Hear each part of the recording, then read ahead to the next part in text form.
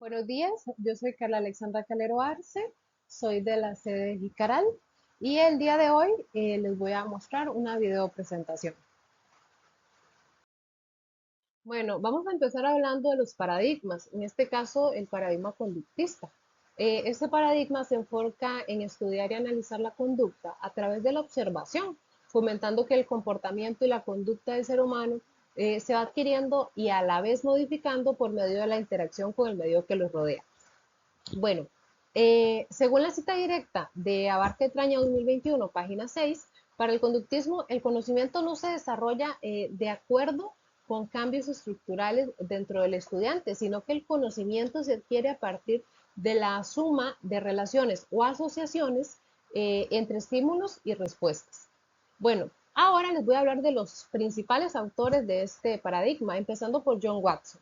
Bueno, John Watson es uno de los principales autores de este paradigma, ya que su principal aporte fue la aplicación del condicionamiento clásico, el cual se dio a través del experimento que es conocido como el pequeño Albert, en donde se demostró que las emociones del ser humano pueden ser condicionadas. En este caso, el pequeño Albert aprendió a temerle a una rata, lo cual se denominó un caso de estímulo neutro. Por otra parte, tenemos a Frederick Skinner. Su principal aporte fue crear y desarrollar el concepto del condicionamiento operante. En este caso, se menciona que y se describe que en donde menciona la consecuencia que viene después de que se tiene o se realiza una conducta, va a afectar la probabilidad de que esa conducta sea repetida o desaparezca por completo. Por otra parte, el último autor que vamos a mencionar es el autor Lee Thorndike. Su aporte más importante fue la ley del efecto, en donde explica que las consecuencias positivas después de una conducta incorrecta van a hacer que ésta persista. En cambio, las consecuencias negativas después de una conducta incorrecta pueden ocasionar que ésta no se vuelva a repetir. Bueno, la evaluación de este paradigma radica en definir si el estudiante logró, en definitivo, obtener los objetivos planteados. En este caso, el papel del docente es ser el encargado de estimular el aprendizaje del infante, diseñando un ambiente educativo agradable, en donde se evalúe de forma continua y se refuerzan los aciertos y se corrijan los errores. El papel del estudiante es un poco más pasivo, es nada más de ser un estudiante receptivo y ejecutar las respuestas a través de los refuerzos y el entorno permite manipular para que se logre premiar lo correcto y desmotivar lo incorrecto. Según la cita directa de Abarca y Traña, 2021, página 11, se realiza con el propósito de determinar la cantidad de aciertos y desaciertos del estudiante, al utilizar como instrumentos pruebas que se elaboran a partir de los objetivos específicos establecidos previamente por el docente.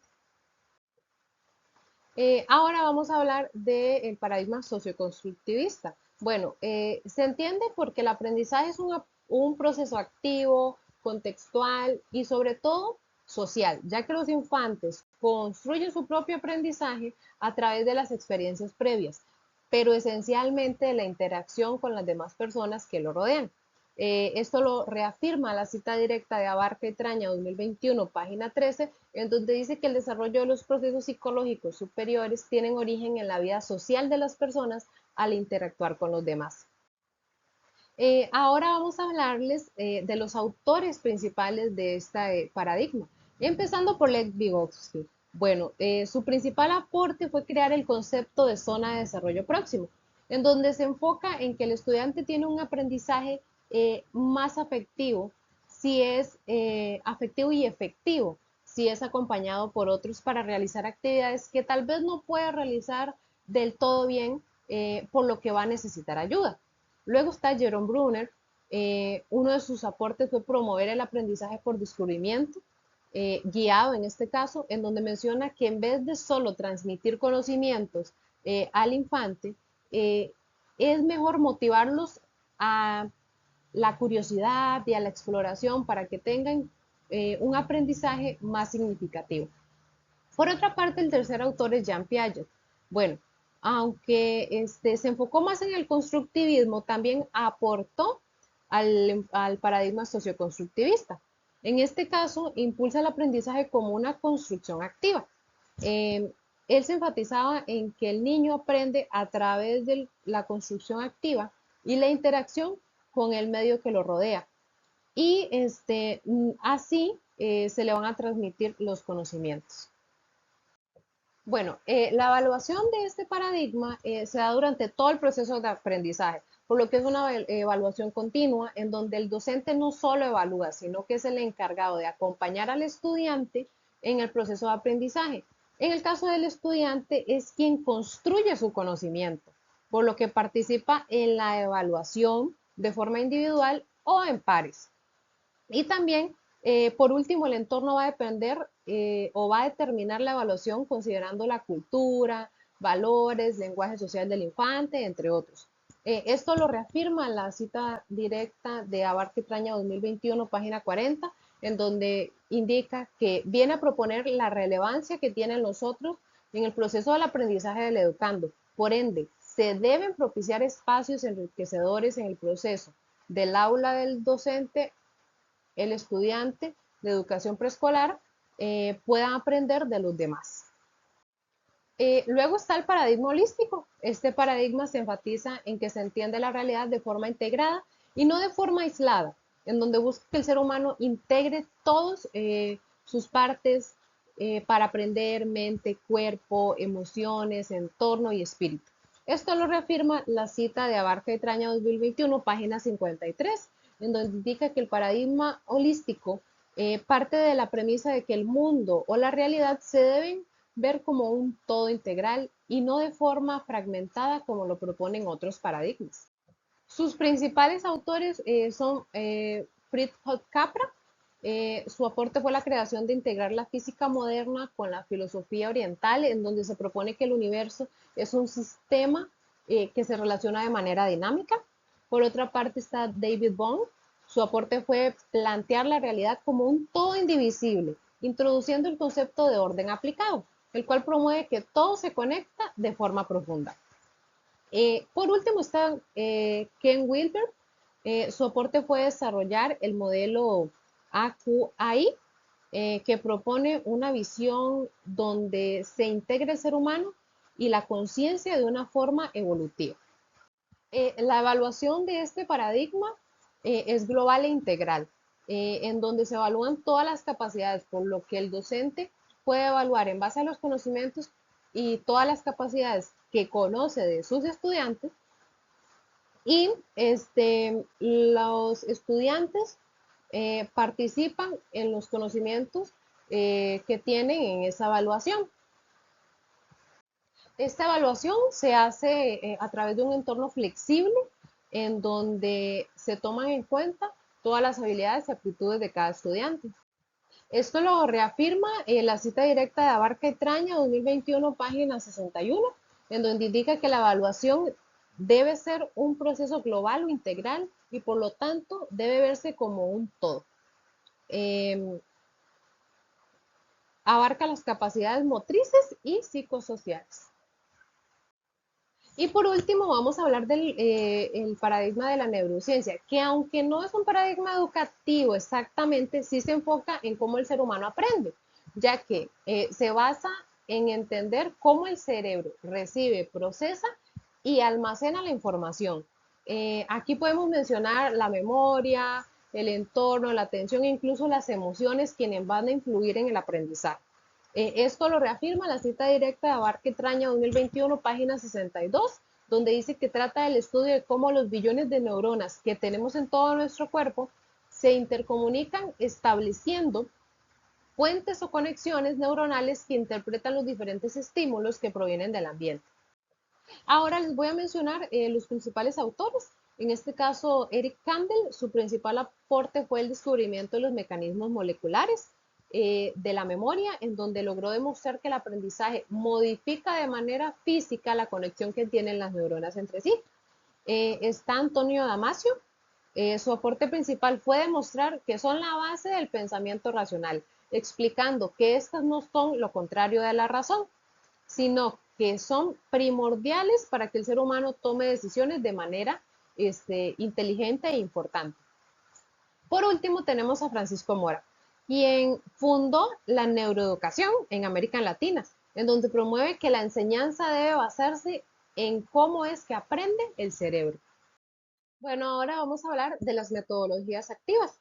Bueno, se originan a través de pedagogos, destacando John Dewey y Carl Rogers. Las metodologías activas son un conjunto de series y técnicas para mejorar el aprendizaje del alumno, haciendo que éste tenga más efectividad, ya que se busca implementar la participación activa, la colaboración y trabajo en equipo para que se pueda poner en práctica todos los conocimientos aprendidos.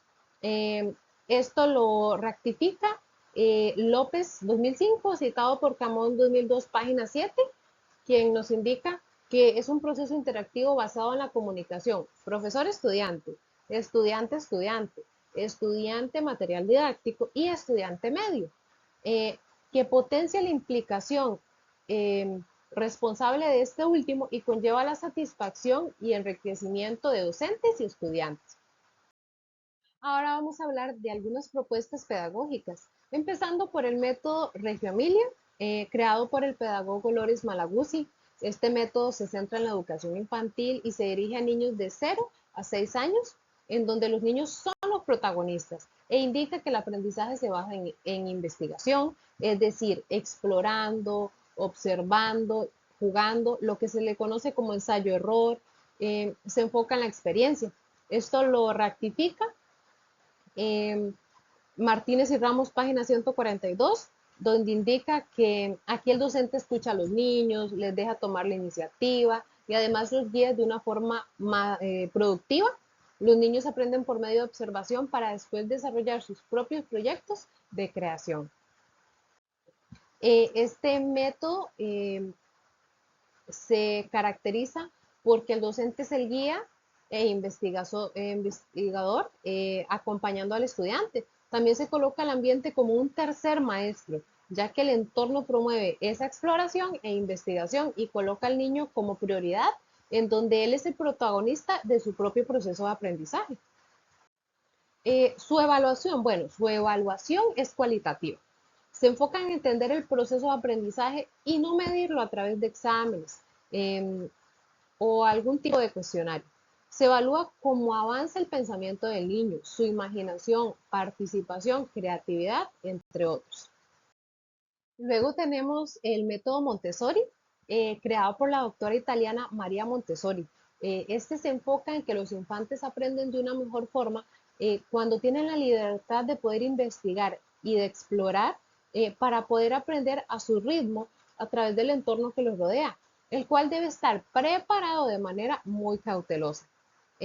Esto lo radica Londoño et al. 2024, página 2613, donde indica que la mirada al método Montessori es contextual en toda amplitud de su propuesta, dado que su metodología se adapta con facilidad a las particularidades de los entornos habituales de los infantes. Se caracteriza porque el aprendizaje es autodirigido, es decir, los infantes eligen de manera libre lo que desean hacer. También se cuenta con un ambiente preparado en donde se diseña para fomentar la autonomía. Y por último, el docente es el guía, no a clases normales, sino que solo guía al infante hacia su propio aprendizaje. Esta propuesta para pedagógica eh, evalúa de una forma diferente. Eh, Su evaluación es cualitativa, sin embargo, el docente solo observa y apunta lo que el niño realiza en el día, sus habilidades, intereses, y se valora el proceso de aprendizaje, su capacidad para desenvolverse socialmente y cómo avanza su autonomía. Por último, vamos a hablar del método de aprendizaje basado en proyectos. Como el mismo método lo dice, se basa en la experimentación de un proyecto real durante un periodo de tiempo en el que el infante va a adquirir habilidades y conocimientos durante esa investigación. Según Martí et al. 2010, página 13, es un modelo de aprendizaje con el cual los estudiantes trabajan de manera más activa, planean, implementan y evalúan proyectos que tienen aplicación en el mundo real.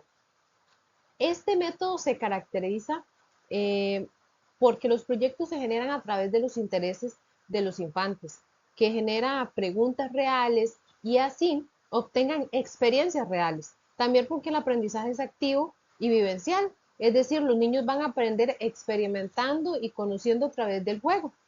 Y por último, este método incorpora las áreas de desarrollo del proceso de investigación y exploración. Este método fue creado por el filósofo John Dewey y su evaluación es formativa. Se enfatiza en el proceso de aprendizaje, se observa cómo el estudiante es capaz de observar, de investigar, de resolver problemas, de colaborar con sus compañeros y después aplicar lo aprendido. Para cerrar esta videopresentación, quiero hacer un análisis final de los paradigmas y métodos.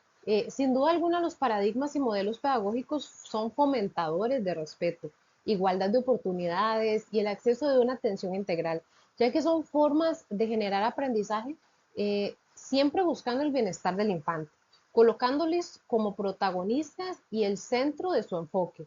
Eh, un ejemplo claro es el método Reggio Emilia, que fomenta la inclusión integrando a cada niño sin importar sus condiciones. También está el método Montessori, que busca que el aprendizaje sea integral. Además, estos métodos también buscan valorar a la familia dentro del aprendizaje del infante, por lo que no solo buscan la integralidad del infante, sino también de su familia y del docente, para que todos estos generen beneficios, tanto para el aprendizaje de cada infante como para ellos de forma igualitaria. Esto sería todo. Muchísimas gracias por haber prestado atención. Nos vemos la próxima.